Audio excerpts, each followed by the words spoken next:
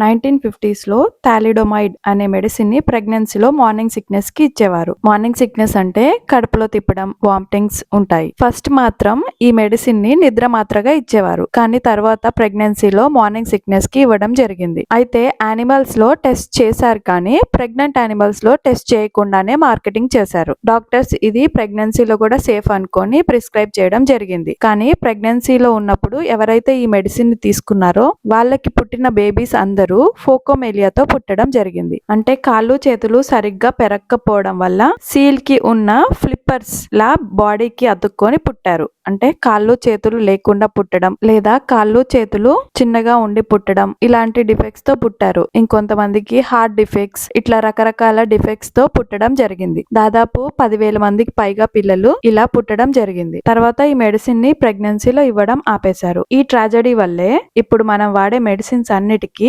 Strict గా testing, pregnancy warnings, safety trials అన్ని జరుగుతున్నాయి.